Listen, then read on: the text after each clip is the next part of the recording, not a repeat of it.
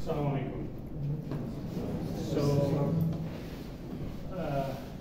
তোমাদের যে লেকচার পড়াচ্ছিলাম, তো বেসিক্যালি রিভিশন করাচ্ছিলাম, তাই না? তো রেজিস্টার সম্পর্কে, ইন্ডাক্টর সম্পর্কে, ক্যাপাসিটর সম্পর্কে তোমাদেরকে কিছু আইডিয়া দিয়েছি, এবং এখন আমরা যেখানে আছি এটা হচ্ছে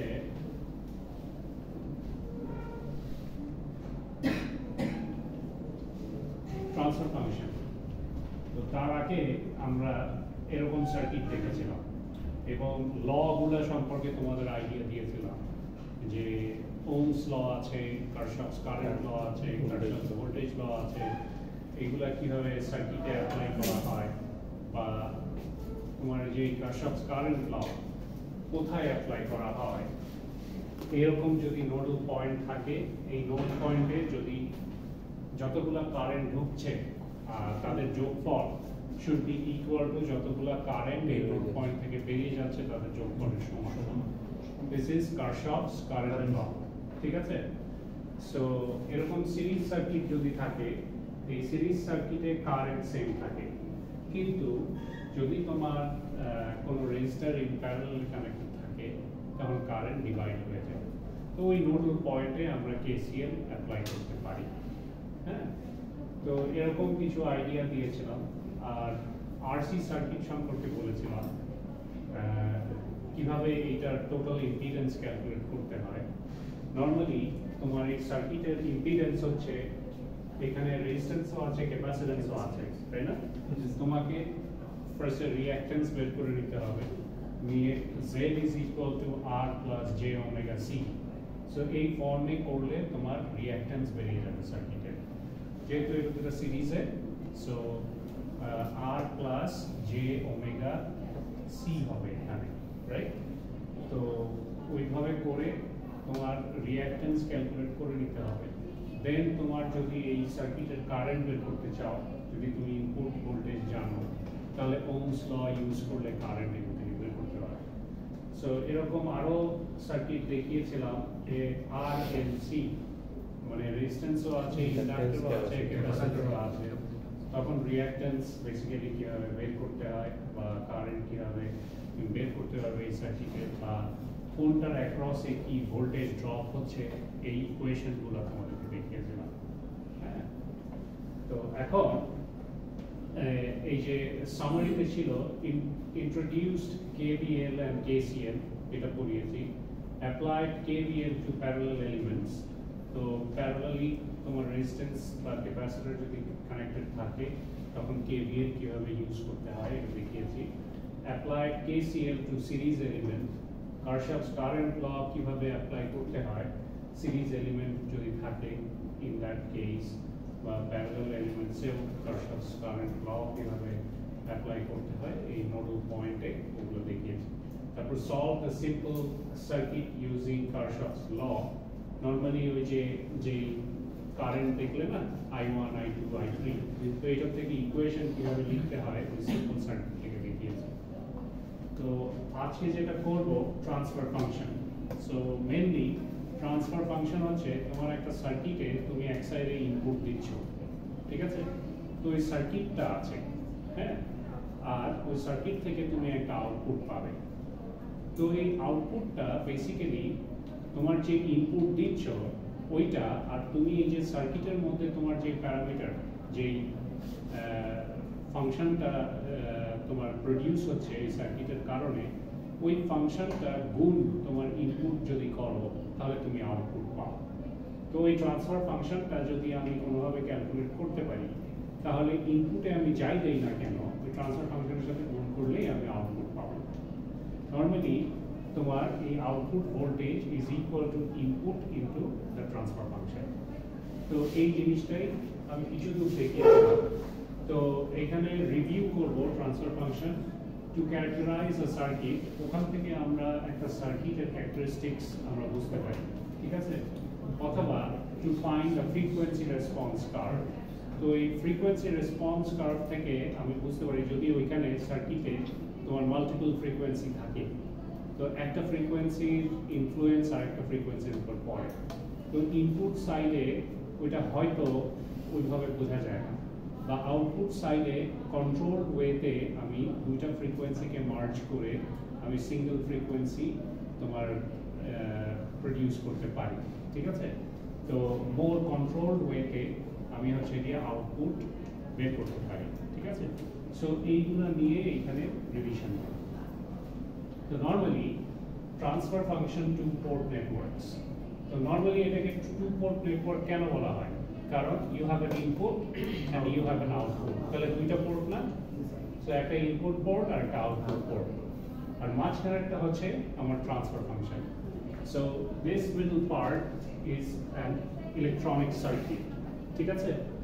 যে কোনো ইলেকট্রনিক সার্কিট হতে পারে, সেখানে register, capacitor, inductor, series, parallel, যেভাবেই কানেকশন হোক না কেন, ওখান থেকে তুমি যদি একটা ট্রান্সফার ফাংশন বের করতে পারো আর ওটা যদি ইনপুট সাইডকে গুণ করো তাহলে তুমি আউটপুট সাইড পাবা। তো দেখো ইনপুট সাইডে আমি এরকম একটা সাইনুসয়েডাল ভোল্টেজ অ্যাপ্লাই করেছি, ঠিক আছে? VI is equal to A cos omega t plus theta. So এটা আমি ইনপুট সাইডে অ্যাপ্লাই করেছি, আর আউটপুট সাইডে আমি পাচ্ছি A out cos omega t plus theta out।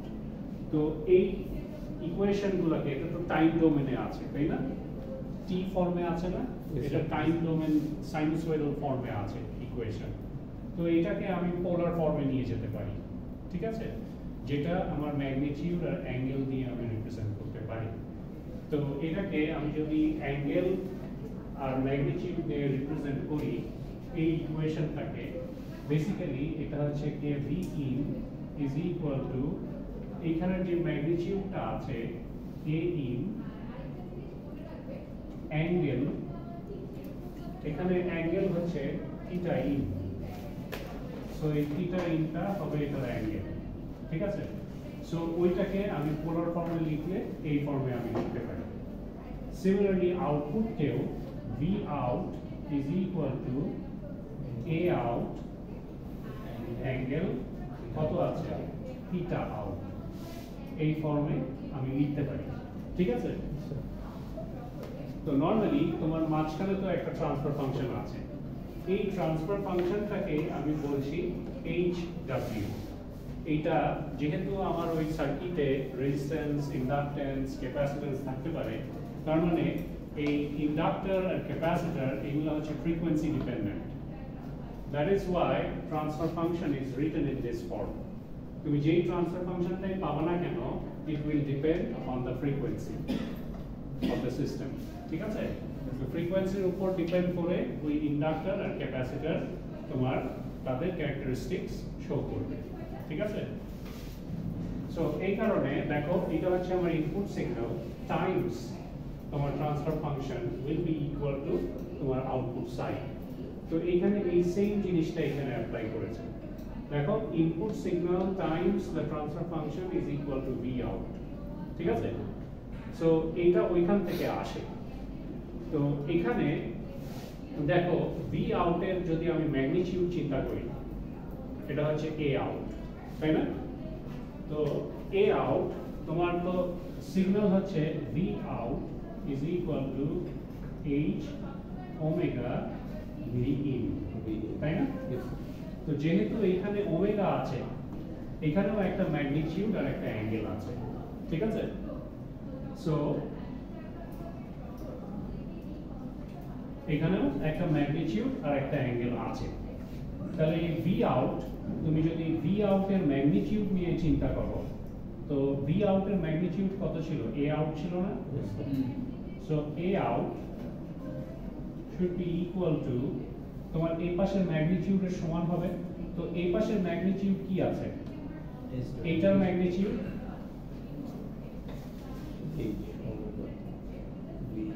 Times তোমার V in এর ম্যাগনিটিউড, ঠিক আছে? সো এটা যখন তুমি ম্যাগনিটিউড বের করছো তখন এই ফর্মে লিখতে পারবা, এটাই এখানে লিখেছে, ওকে? সিমিলারলি তোমার অ্যাঙ্গেল 30 টাইমস অ্যাঙ্গেল 20, এটা যদি করো নরমালি এই অ্যাঙ্গেল দুটো যোগ হয় 30 প্লাস 50, তাই না? তো এই ক্ষেত্রে তুমি যখন এটাকে এই ইকুয়েশনটাকে অ্যাঙ্গেল দিয়ে চিন্তা করবা, এই ভি আউটের অ্যাঙ্গেল কত ছিল? Theta out, angle theta out, sorry theta out is equal to এইটার অ্যাঙ্গেল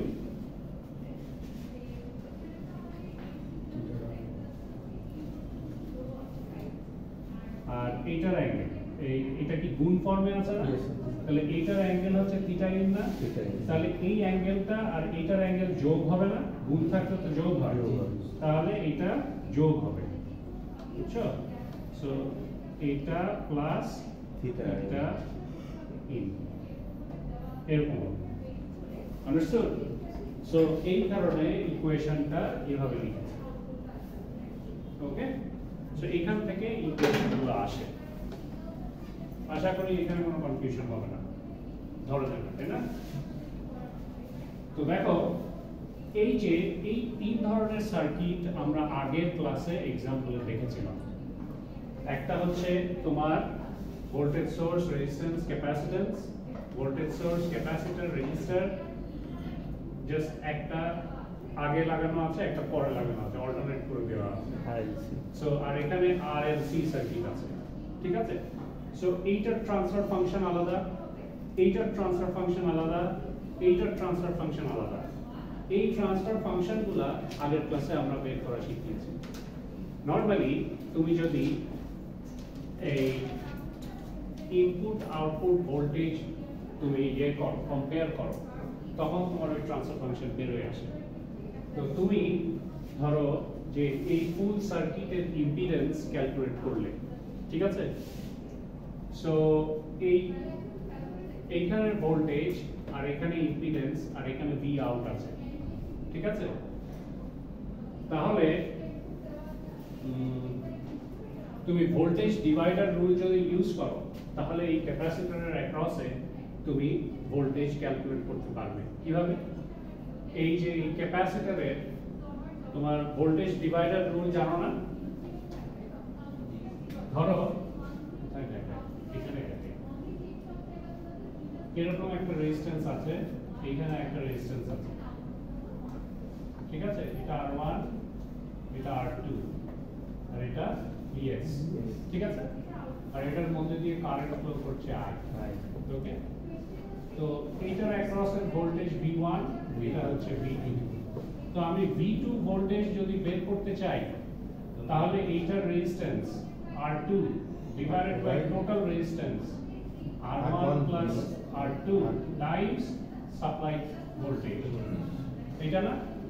সেম জিনিসটা আমি এখানে অ্যাপ্লাই করতে পারি না? এই ক্যাপাসিটরের ভোল্টেজ যদি আমি বের করতে চাই, so V out should be equal to এইখানের impedance divided by total impedance into input voltage. So ওইটা করলেই তুমি এই মাঝখানের ট্রান্সফার ফাংশনটা পেয়ে যাবে, ঠিক আছে? সো সেম ওয়েতে তুমি এইটারটাও বের করতে পারবে, এটারটাও বের করতে পারবে, ওকে? ক্লিয়ার? বোঝা যায়? তো এই ডিফারেন্ট ট্রান্সফার ফাংশন বের করলে ডিফারেন্ট ইলেকট্রিক্যাল মানে ইলেকট্রনিক সার্কিটের তুমি ক্যারেক্টারিস্টিক্স বের করতে পারবে, ঠিক আছে? তো দেখো, তাহলে এখানে কি হলো? Define transfer function for two port network. যদি আমাদের ট্রান্সফার ফাংশন বের করতে বলে, আমরা বের করতে পারবো। এরকম সার্কিট যদি দিয়ে দেয়, তাহলে আমরা সুন্দর এটা ট্রান্সফার ফাংশন ক্যালকুলেট করতে পারবো ম্যাথমেটিক্যালি, ঠিক আছে? তারপর show transfer function of simple circuit. So transfer function কিভাবে বের করতে হয় এখানে দেখানো হয়েছে। সো এই কনসেপ্ট থেকে তোমরা ইজিলি এই ট্রান্সফার ফাংশনগুলো বের করতে পারবা। কারো কি কোনো কনফিউশন আছে? বুঝো না এরকম কেউ আছো? তো এখন আমরা এই ট্রান্সফার ফাংশন কেন বের করি, হ্যাঁ, এটারও একটা কারণ আছে। আমরা যদি সার্কিটের ক্যারেক্টারিস্টিক্স বের করতে চাই, ধরো সার্কিটটা ডিফারেন্ট ফ্রিকোয়েন্সিতে তোমার এর ক্যারেক্টারিস্টিক্স চেঞ্জ হতে পারে। ধরো যে একটা পার্টিকুলার টাইমে তোমার এটার ক্যারেক্টারিস্টিক্স একরকম, আবার আরেকটা পার্টিকুলার টাইমে তোমার এটা ক্যারেক্টারিস্টিক্স চেঞ্জ হয়ে যেতে পারে। ধরো এখানে তোমার হাই ভোল্টেজ থাকলো, আবার উইথ টাইম তোমার এটা লো হয়ে একদম ভোল্টেজ জিরোর কাছাকাছিও চলে আসতে পারে। সো এই ক্যারেক্টারিস্টিক্সটা আমাকে জানতে হবে না যে আমি কিভাবে এটা ভ্যারি করলে এটা কার্ভ চেঞ্জ হবে। সো এভাবেই তো বেসিক্যালি ইলেকট্রনিক ডিভাইসগুলো আমরা কন্ট্রোল করি। সো মেইনলি এইটার কারণেই তোমার হচ্ছে গিয়ে এই ফ্রিকোয়েন্সি রেসপন্স কার্ভটা ওখান থেকে আসে, ঠিক আছে? এই ফ্রিকোয়েন্সি রেসপন্স কার্ভ থেকে আমরা এই সার্কিটের অনেক কিছু বুঝতে পারি, ঠিক আছে? সো এখানে review of frequency response plot করব। ফার্স্টে ফ্রিকোয়েন্সি রেসপন্সটা দেখব কিভাবে প্লট করে, তারপর আমরা বোর্ড প্লটে যাব। বোর্ড প্লট বেসিক্যালি এটা হচ্ছে তোমার লগারিদমিক স্কেলে ওই ফ্রিকোয়েন্সি রেসপন্সটাকেই কনভার্ট করা, ঠিক আছে? এই যে আমরা যে ট্রান্সফার ফাংশনটা বের করলাম না, এখানে ম্যাগনিটিউড আছে আর অ্যাঙ্গেল আছে, তাই না? তো এই ম্যাগনিটিউডকে উইথ রেসপেক্ট টু ফ্রিকোয়েন্সি আমরা প্লট করতে পারি, আবার এই অ্যাঙ্গেলকে উইথ রেসপেক্ট টু ফ্রিকোয়েন্সি আমরা প্লট করতে পারি, ঠিক আছে? ওমেগা। সো এভাবে করে আমরা ওইটার ক্যারেক্টারিস্টিক্স আমরা দেখতে পারি। আবার এই যে দুটো ফ্রিকোয়েন্সি রেসপন্স কার্ভ পেলাম না, একটা অ্যাঙ্গেলের একটা ম্যাগনিটিউডের, তো এই দুইটাকে আমরা আবার বোর্ড প্লটিং করতে পারি। তার মানে এটাকে আমরা লগারিদমিক স্কেলে নিয়ে যেতে পারি। লগারিদমিক স্কেলে নিলে এইখানে আমরা কর্নার ফ্রিকোয়েন্সি বের করতে পারি, যেই ফ্রিকোয়েন্সিতে বেসিক্যালি আমরা মানে এটাকে স্টেবল করতে পারি, ঠিক আছে? যেই দুটো ফ্রিকোয়েন্সি ম্যাচ করছে এই দুটাকে আউটপুটে আমরা স্টেবল ভাবে একটা ফ্রিকোয়েন্সিতে নিয়ে আসতে পারি। ওটাই হচ্ছে কি বোর্ড প্লটিং বলে। ওখান থেকে আমরা ডিটারমাইন করতে পারি অ্যাকচুয়ালি কোন ফ্রিকোয়েন্সিতে আমার মেশিনটা সবথেকে বেস্ট আউটপুটটা দিবে, ঠিক আছে? সো এইগুলাই আমরা এখানে রিভিউ করব, তারপরে আমরা যাব ওপেন কিভাবে কাজ করে। So electronic device normally diode দিয়ে সবাই শুরু করে, বাট আমরা ওপেন দিয়ে শুরু করব, ঠিক আছে? ওপেন হচ্ছে আমাদের একটা ইলেকট্রনিক ডিভাইস, ওটা আসবো যখন তখন আরো ডিটেইলস সম্বন্ধে বলবো। তো দেখো এই লেসনে it will define the frequency response of a transfer function. তো নরমালি ম্যাগনিটিউড প্লট আর অ্যাঙ্গেল প্লটটা এখানে তোমাদেরকে বোঝানো হবে with respect to frequency domain, এই with respect to omega এটা প্লট করা হচ্ছে। সো দেখো তারপরে কি show linear plots and board plots. তো এই যখন এটা চেঞ্জ হবে এখানে কোনো লিনিয়ার স্কেল আসে কিনা ওই জায়গাগুলো ডিটারমাইন করা, বা বোর্ড প্লটিং করে আমরা অ্যাকচুয়ালি কি দেখতে চাচ্ছি ওইটা এখানে তোমাদেরকে আইডিয়া দিব। তো যাই এখানে, তো এই যে প্রথম সার্কিটটা দেখো, এখান থেকে বেসিক্যালি আমরা আমাদের ট্রান্সফার ফাংশন পেয়েছিলাম এই এইচ ওমেগা। তো দেখো এটা ডাইরেক্টলি ওমেগার উপর ডিপেন্ডেন্ট না এই ট্রান্সফার ফাংশনটা। তুমি যত বেশি ওমেগা বাড়াবা তত তোমার এই ট্রান্সফার ফাংশনটা কমতে থাকবে, তাই না? তো এইটাকে যদি তুমি প্লট করো, এই ট্রান্সফার ফাংশনটাকে যদি তুমি প্লট করো, তাহলে বেসিক্যালি তোমার লোয়ার ভ্যালু অফ ওমেগাতে it will be high transfer ফাংশনটা, আর যত ওমেগার ভ্যালু কমবে it will start to decrease, তাই না? তো দেখো এই যে এই জায়গাটায় আমি যদি এটার ম্যাগনিটিউড নেই, এই রুট ওভার 1 প্লাস এত স্কয়ার, মানে বেসিক্যালি 1 স্কয়ার প্লাস এত স্কয়ার, ঠিক আছে? মানে এই জিনিসটা এটা হচ্ছে a, আর এই যে j এর বাকি টার্মটা এটা হচ্ছে b, ঠিক আছে? আমি এটাকে a ধরতে পারি না, এটাকে আমি b ধরতে পারি, ঠিক আছে? সো এইটার যদি আমি ম্যাগনিটিউড বের করতে চাই, তো 1 তো যেরকম 1ই, 1 এর ম্যাগনিটিউড 1ই, রাইট? আর এই নিচের পোরশনের ম্যাগনিটিউড কত? পাইথাগোরাস ইউজ করো না, root over a square plus b square. So এই ফর্মটাই এখানে করা হয়েছে। এটা হচ্ছে রিয়েল পার্ট, এটা হচ্ছে ইমাজিনারি পার্ট।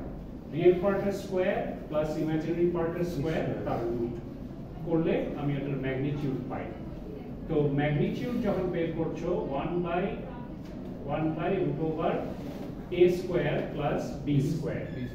সো এখান থেকে আমি এটার ম্যাগনিটিউড পেয়ে যাব, ঠিক আছে? আর যখন তুমি অ্যাঙ্গেল বের করবে it should be minus A tan তোমার হচ্ছে গিয়ে মানে arc tan, তাই না?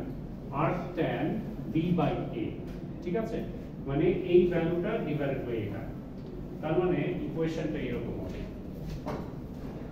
অ্যাঙ্গেল যখন বের করতে চাচ্ছ, ঠিক আছে, minus A tan inverse b by a ধরা গেল। সো এখানে a হচ্ছে তোমার এই 1 আর b হচ্ছে এই পোরশনটা, তো এখানে বসালে তুমি অ্যাঙ্গেলও পেয়ে যাবে, ঠিক আছে? সো এটাই এখানে লিখেছে a tan this value। আচ্ছা এখানে arc tan, এটাই তো arc, তাই না? মাইনাস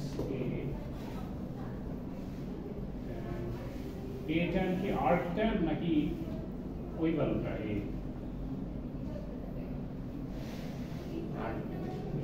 এটা arc tan, ঠিক আছে? এটা arc tan, arc tan মানে tan inverse, understood? Yes sir. Okay, confusion নাই তো? সো অ্যাঙ্গেল যখন বের করবে বেসিক্যালি এই b বাই a এখানে আসবে, মানে arc tan b by a, সামনে মাইনাস থাকবে। ওকে, সো এখান থেকে তুমি অ্যাঙ্গেলটাও বের করতে পারবে।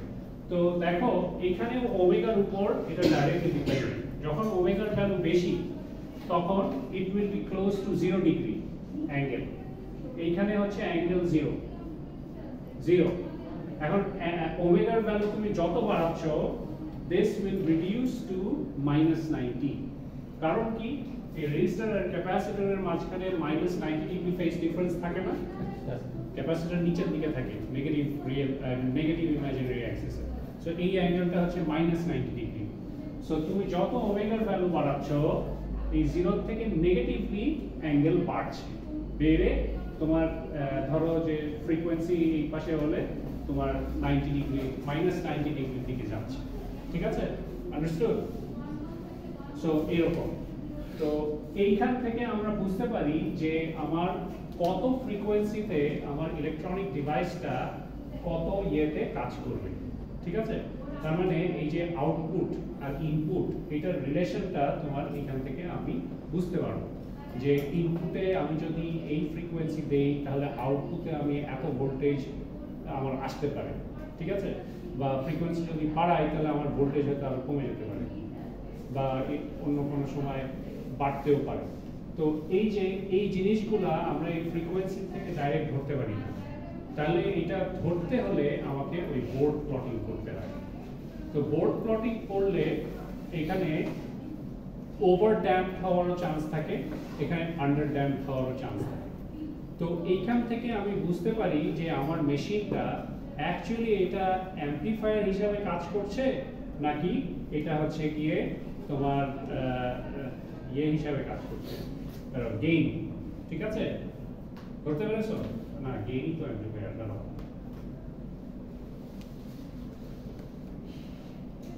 আচ্ছা ওইটা আমরা পরে বলবো, তার আগে আমরা এইগুলো আগে কভার করি। সো এখান থেকে আমরা ফ্রিকোয়েন্সি বা magnitude versus frequency, angle versus frequency response curve আমরা ড্র করতে পারি। সো এই কার্ভগুলো কিভাবে আসলো এটা বোঝা যায়?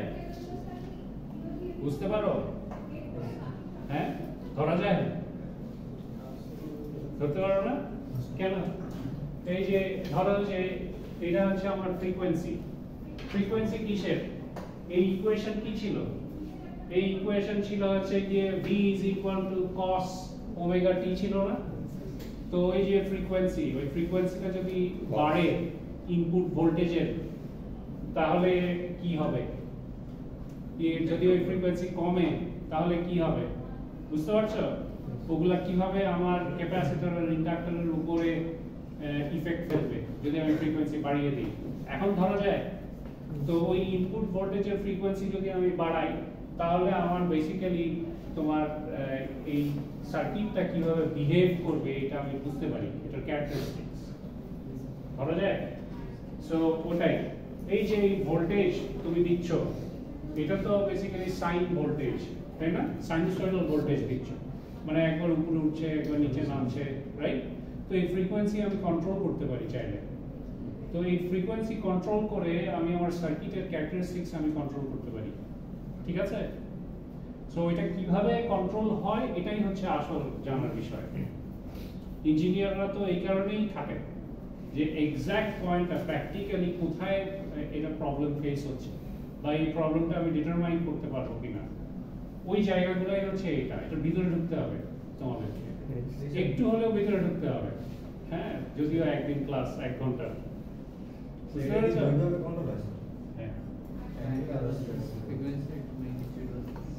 সো এই কারণে তোমার এই ম্যাগনিটিউড আর angle with respect to frequency আমরা প্লট করি, ঠিক আছে? এখন এটাকে আমরা লগারিদমিক স্কেলে নিয়ে যাই, তো বোর্ড প্লটিং করি। তো এটা বোর্ড প্লট করলে কি কি সুবিধা এটা আমরা জানি এখন। সো এইখান থেকে আমরা একটা নর্মাল জিনিস জানতে পারলাম যে ফ্রিকোয়েন্সি বাড়লে আমার এই কার্ভটা এভাবে ম্যাগনিটিউডটা কমে, ঠিক আছে? আর এই অ্যাঙ্গেলটাও কমে। তাহলে এই যে এই জিনিসটা কমলে এক্স্যাক্টলি কি হয় এটা তো আমাকে বের করতে হবে, রাইট? তো এই কারণে আমরা বোর্ড প্লটিং করি।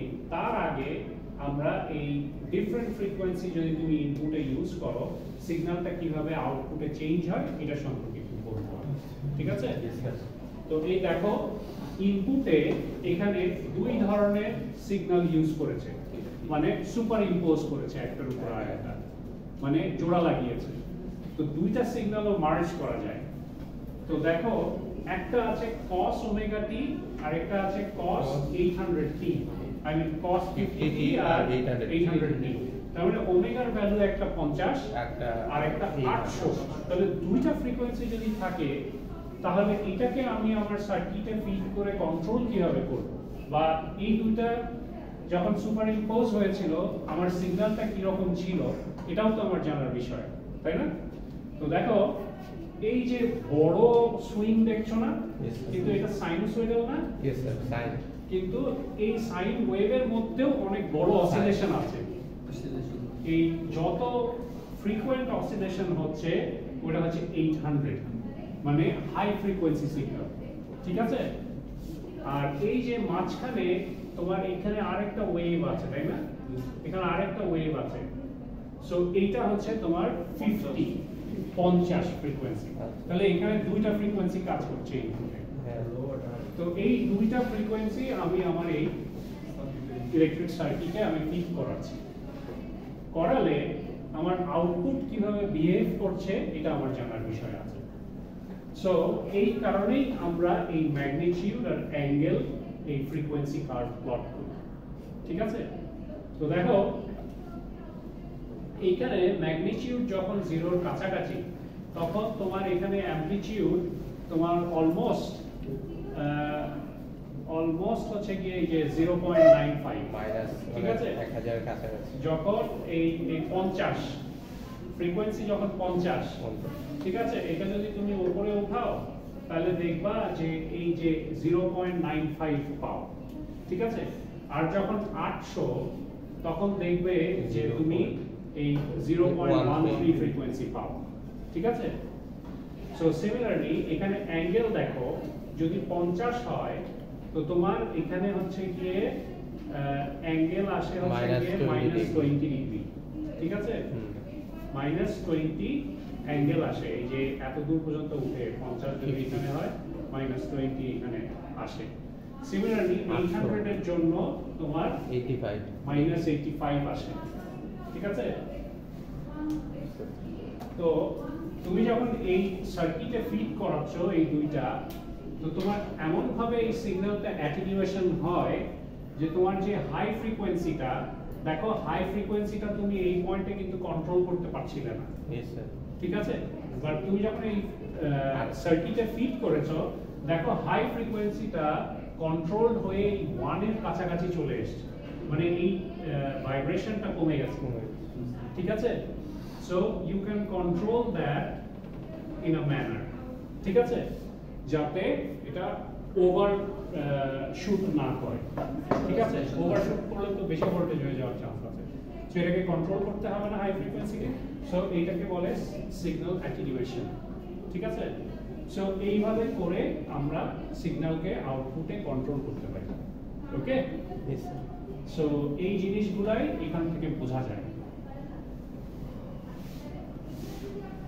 তো বোর্ড প্লট তোমার বেসিক্যালি এরকম লগারিদমিক স্কেল, এটা আমার ফ্রিকোয়েন্সি স্কেল ইন ডেসিবেল, মানে 10 দিয়ে গুণ করা, যদি ওমেগা তোমার এই ফ্রিকোয়েন্সি ডোমেনে থাকে, এই ফ্রিকোয়েন্সি ডোমেনে এটা যদি 200 হয়, তাহলে লগারিদমিক স্কেলে এই 200 কে তুমি বেসিক্যালি 10 দিয়ে গুণ করছো, ডেকেড বোঝায় না, মানে 10 বছরকে এক ডেকেড এক যুগ বোঝায় না, সো জিনিসটা হচ্ছে এই লগারিদমিক স্কেলে এটাকে প্লট করা।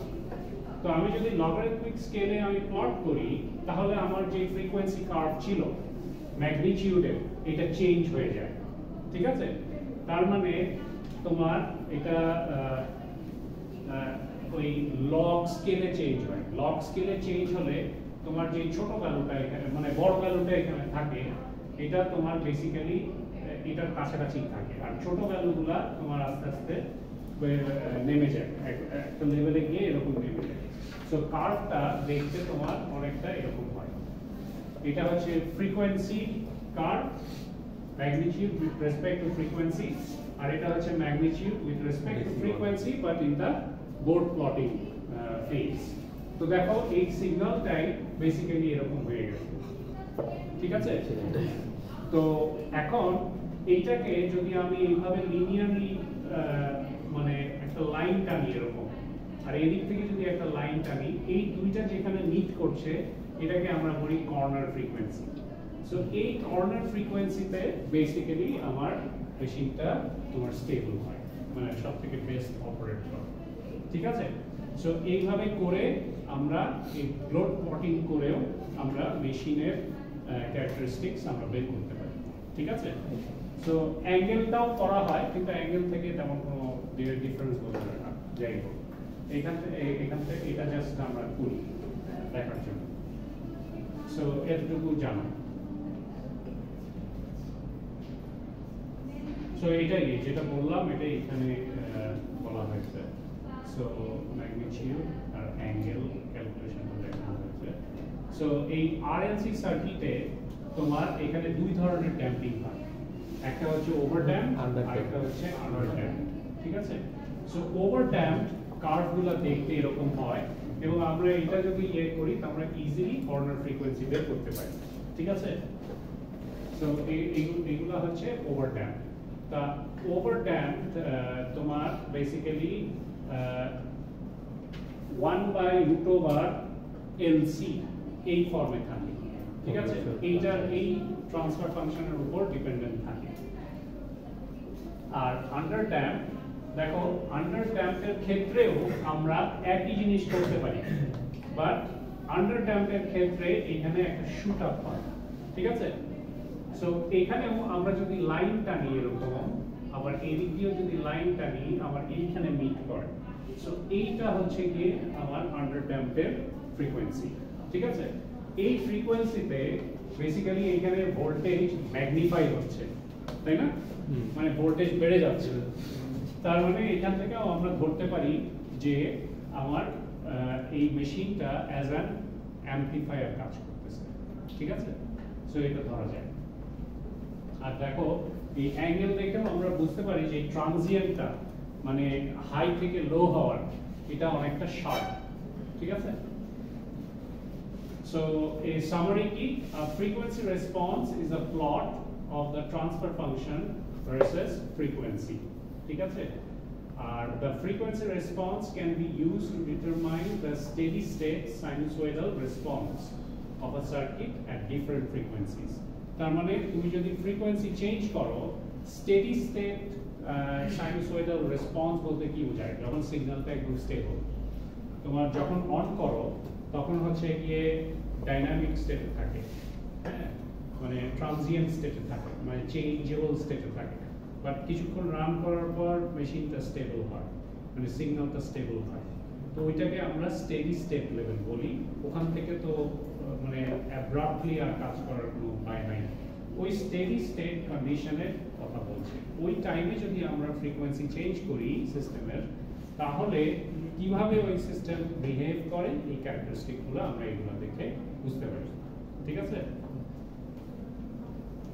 সো এটা গেল first lecture. Second lecture secondly হচ্ছে গিয়ে আমরা ওপেন ইন্ট্রোডিউস করব। ঠিক আছে? সো ফার্স্ট ইলেকট্রনিক ডিভাইস যেটা তোমরা পড়বা এটা হচ্ছে ওপেন, মানে অপারেশনাল অ্যাম্প্লিফায়ার্স। তো নরমালি ওপেনস হচ্ছে এখানে ইন্ট্রোডিউস করা হবে অপারেশনাল অ্যাম্প্লিফায়ার্স, তারপর আইডিয়াল ওপেন বিহেভিয়ার এটা বলা হবে, এখানে ডিসক্রাইব করা হবে, এবং তোমাদেরকে কম্পারেটর কি জিনিস, বাফার সার্কিট কি জিনিস, এইগুলো সম্পর্কে তোমাদের এখানে আইডিয়া দেওয়া হবে এই স্লাইডটা থেকে। তো নরমালি ওপেন দেখতে এরকম হয়, অপারেশনাল অ্যাম্প্লিফায়ার। হ্যাঁ, ঠিক আছে? সো এটা কয়েকভাবে কাজ করে। এটা অ্যাম্প্লিফায়ার হিসাবেও কাজ করে, এটা অ্যাক্টিভ ফিল্টারস হিসাবেও কাজ করে, আবার অ্যানালগ কম্পিউটারস হিসাবেও কাজ করে। এই open is basically build with transistors, resistors, capacitors. এইগুলো হচ্ছে গিয়ে ফ্যাব্রিকেটেড ওয়েতে থাকে এবং কম্প্রেসড ওয়েতে তোমাদেরকে একটা আইসির মাধ্যমে দেখানো হয়। ঠিক আছে? Integrated device. ঠিক আছে? সো এই ইন্টিগ্রেটেড চিপ যেটাকে বলে, হ্যাঁ, বাট এইটার ভিতরে আরো অনেক কম্পোনেন্ট আছে। ঠিক আছে? সো এটা ফ্যাব্রিকেশন করে এটাকে তৈরি করা হয়। তো নরমালি ওপেন যদিও এতগুলা জিনিস আছে, কিন্তু ওপেনের অপারেশন ইজ ভেরি সিম্পল। ঠিক আছে? সো এটার ইনপুট সাইড আছে, এটা হচ্ছে তোমার ইনপুট সাইড। ইনপুট সাইডে পজিটিভ নেগেটিভ ভোল্টেজ আমরা দিতে পারি, আর এখানে আউটপুট সাইড আছে। এইখানে যে দুইটা দেখছো এটা হচ্ছে বায়াসিং ভোল্টেজ। তো এইটা নরমালি সিম্বলের মধ্যে থাকে না। ওপেনের সিম্বল তার মধ্যে এই দুইটা লাঠি থাকে না, প্লাস ভিএস মাইনাস ভিএস। কারণ তোমার যে কোনো অ্যাক্টিভ এলিমেন্টকে আমরা বেসিক্যালি বায়াসিং করি, না হলে ওর মধ্যে ও এনার্জাইজড হয় না। ঠিক আছে? মানে ও অন হয় না। তো ওই বায়াসিংটা নরমালি এটাকে করতে হয়, এইগুলোর জন্যই এটার নাম হচ্ছে অ্যাক্টিভ ডিভাইস। ঠিক আছে? সো এটার বায়াসিং আমরা এই প্লাস ভিএস মাইনাস ভিএস দিয়ে করি, বাট এই বায়াসিং এর জন্য তোমার এইটার ক্যারেক্টারিস্টিক্সে কোনো ইফেক্ট পড়ে না। এটার সাথে ওটার ক্যারেক্টারিস্টিক্সের কোনো রিলেশন নাই বায়াসিং এর সাথে। ঠিক আছে? সো এটা আমরা এই তিন ভাবে আমরা এটাকে কাজে লাগাতে পারি: অ্যাম্প্লিফায়ার, অ্যাক্টিভ ফিল্টারস আর অ্যানালগ কম্পিউটারস। তো দেখো এই যে ওপেন দেখতে এরকম হয়, এবং আমার একটা আইসি তোমার দেখতে এরকম লাগে ওপেন। হ্যাঁ, এটা হচ্ছে ওপেন। তো এখানে এই যে এই টার্মিনালগুলো আছে, এই টার্মিনালগুলোতে বেসিক্যালি আমরা সিগন্যাল দিই। ঠিক আছে? বায়াসিং ভোল্টেজ দিতে হয় এটাকে অ্যাক্টিভেট করার জন্য, যেটা হচ্ছে গিয়ে মাইনাস ভিএস আর প্লাস ভিএস। ঠিক আছে? আর এটা হচ্ছে আমার ইনপুট সাইড, আর এটা হচ্ছে এখান থেকে আমি আউটপুট সিগন্যাল পাই। নরমালি ওপেন এর সিম্বল হচ্ছে তোমার এরকম। সো এখানে যে বায়াসিং এটা, ওটার উপর বেসিক্যালি এটার কোনো ডিপেন্ডেন্সি নাই। এই কারণে ওই সিম্বলটা ওপেন এর সিম্বলে দেখানো হয় না, মানে ওই লাঠি দুইটা এখানে কানেকশন দুটো দেখানো হয় না। Okay? So active element has its own power supply. তো যে কোনো অ্যাক্টিভ এলিমেন্ট এটার নিজস্ব পাওয়ার সাপ্লাই থাকে, এই কারণে এটাকে অ্যাক্টিভ এলিমেন্ট বলা হয়। ঠিক আছে? আর এই যে এখানে এই কথাটা বলেছে, symbol ignores the plus minus vs in the symbol since it does not affect the circuit behavior. ঠিক আছে? হ্যাঁ, যেহেতু এটা বিহেভিয়ারের সাথে কোনো সম্পর্ক নাই, এই কারণে এটা ইউজ করা হয়। তো এটা হচ্ছে open loop behaviour of a open. তো নরমালি তোমার এই ইনপুটের উপর ডিপেন্ড করে তোমার এখানে আউটপুট সিগন্যালটা আসে। তো তার ফর্মুলা হচ্ছে এটা, V out is equal to A V plus minus V minus। So এইটা গেইন দিয়ে তুমি যদি ইনপুট সাইডকে গুণ করো তাহলে আউটপুটের ভোল্টেজটা পাও। ওকে, তো দেখো এখানে ইনপুটের ভোল্টেজ V প্লাস যদি V মাইনাসের থেকে বড় হয়, ঠিক আছে, যদি V প্লাস V মাইনাসের থেকে বড় হয় তাহলে আমার আউটপুট হবে পজিটিভ। ঠিক আছে, আউটপুট হবে পজিটিভ, কারণ তোমার V প্লাস V মাইনাসের থেকে বড়, তার মানে আমার ইয়েটা এখানে আছে। সো ওই অনুযায়ী আমার ক্যারেক্টারিস্টিক্স তোমার এটা পজিটিভ হবে V আউট। বাট দেখো খুব শর্ট টাইমে তোমার ওপেনটা স্যাচুরেশনে চলে যায়, তার মানে এই এরপরে যতই তুমি ভোল্টেজ বাড়াও না কেন এখানের ভোল্টেজ উইল রিমেইন কনস্ট্যান্ট। ঠিক আছে, সিমিলারলি এখানে V মাইনাস যদি V প্লাসের থেকে বড় হয়, মানে ইনপুট সিগন্যাল মাইনাস সিগন্যালটা যদি প্লাস সিগন্যালের থেকে বেশি হয় তাহলে আউটপুট হবে নেগেটিভ। ঠিক আছে, আউটপুট নেগেটিভ হবে। এই ক্ষেত্রেও তোমার এই যে এই ইয়েটা খুব স্যাচুরেশনটা খুব দ্রুত চলে আসবে। ঠিক আছে, এটা প্রায় 1 মিলি ভোল্টের মধ্যেই তোমার হচ্ছে গিয়ে স্যাচুরেট হয়ে যায়। ঠিক আছে,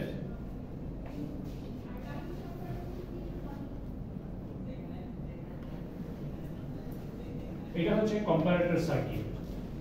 তো কম্পারেটর সার্কিট ওই যেটা বললাম ওটাই এখানে এক্সপ্লেন করেছে। ঠিক আছে, সো কম্পারেটর সার্কিটে এই যে এখানে এটা হচ্ছে আমার ইনপুট ভোল্টেজ V প্লাস আর V মাইনাসের যে ভোল্টেজ ডিফারেন্সটা এটাই হচ্ছে আমার V ইন ইনপুট ভোল্টেজ। ঠিক আছে, সো এই ইনপুট ভোল্টেজের উপর ডিপেন্ড করেই তুমি আউটপুট সিগন্যালটা পাও। তো ইনপুট ভোল্টেজ যদি পজিটিভ হয় তাহলে তোমার V আউট হবে পজিটিভ।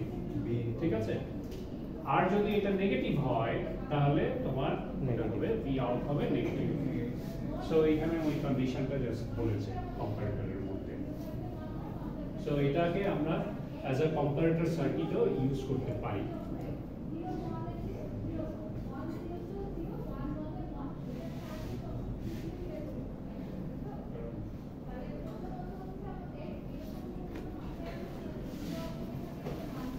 সো এখানে দেখো এখানে একটা এক্সাম্পল আছে। সো এখানে তোমার একটা সাইন ওয়েভ V প্লাস ইয়েতে দেওয়া হচ্ছে। ঠিক আছে, তো তোমার এই সাইন ওয়েভ যদি V প্লাস ইয়েতে দেওয়া হয় আর V মাইনাসটা যদি গ্রাউন্ডিং করা হয় তাহলে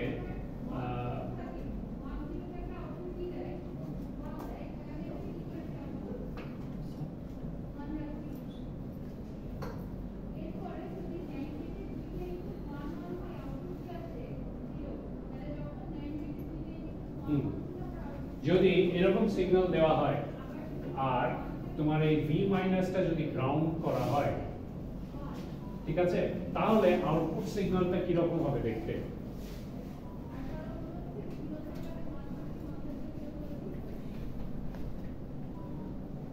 তোমাদের সাথে আমি আর কয়টা ক্লাস পাবো?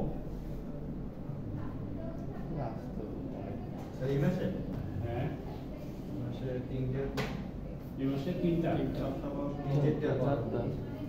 4টা পাবো। 27 তারিখ থেকে তো পরীক্ষা, তাহলে কয়টা হয়? আমাদের তো ও তোমাদের তো 17 ব্যাচ, তোমাদের কোনো পরীক্ষা নেই। জানি, ঠিক আছে, ঠিক আছে, নো প্রবলেম। আচ্ছা দেখো এখানে আমি পজিটিভ টার্মিনালে আমি হচ্ছে গিয়ে ইনপুট সিগন্যাল দিচ্ছি, তাই না? এই ইনপুট সিগন্যালটা হচ্ছে আমার একটা সাইন ওয়েভ।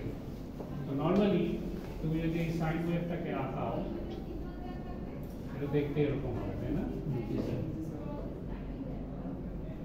রাইট, আর ইনপুট যখন আমি দিচ্ছি আমার আউটপুট হবে হচ্ছে গিয়ে তোমার হাই হয়ে এটা স্যাচুরেট হয়ে যাবে, রাইট? তো দেখো এটা হচ্ছে আমার V in, তাহলে আমার V আউটটা এখান থেকে কি রকম হবে, এটা হচ্ছে আমার ভি আউট। ঠিক আছে, উইথ রেসপেক্ট টু টাইম। ওকে, দেখো তুমি যখন এখানে ভোল্টেজ দিচ্ছ, সো ফর 1 মিলিভোল্ট পরেই তোমার সিগন্যালটা হচ্ছে স্যাচুরেশনে চলে যাচ্ছে। তার মানে প্রথমে আউটপুটে you will have a constant voltage. হ্যাঁ, তো এখানে 0 থেকে স্টার্ট হচ্ছে ঠিকই, কিন্তু তোমার খুব কম ভোল্টেজ রিচ করার পরেই এটা কনস্ট্যান্ট ভোল্টেজ চলে যাবে। তার মানে তুমি আউটপুটে এরকম একটা সিগন্যাল পাবা, অলমোস্ট স্কোয়ার।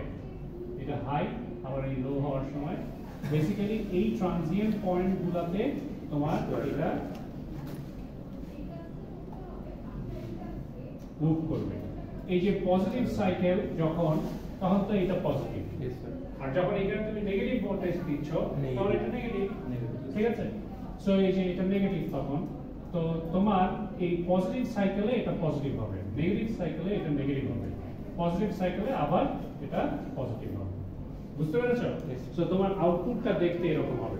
সো তুমি একটা সাইন ওয়েভকে using this comparator circuit you can convert it to a square wave। ঠিক আছে, স্কোয়ার ওয়েভ ভোল্টেজ দিতে হবে, কনস্ট্যান্ট ভোল্টেজ জেনারেট করতে পারবে। ঠিক আছে, আউটপুটে ইনকাম রিভার্স হবে। হ্যাঁ, এই আউটপুট এর নেগেটিভ সাইডটা ইনভার্ট হবে, যেরকম আছে ওরকম থাকবে। ঠিক আছে, বাট একটা কনস্ট্যান্ট লেভেলের ভোল্টেজ তুমি দিতে পারবে। ঠিক আছে, সো এটা একটা এক্সাম্পল। আজকে এত মতো থাক, আইডিয়াল ওপেন ধরবো নেক্সট ক্লাস থেকে। ঠিক আছে, ঠিক আছে, এমনি যা পড়াই বুঝতে পারো? জি স্যার। ঠিক আছে। প্র্যাকটিস করা লাগবে। লেসার নোটা থাকে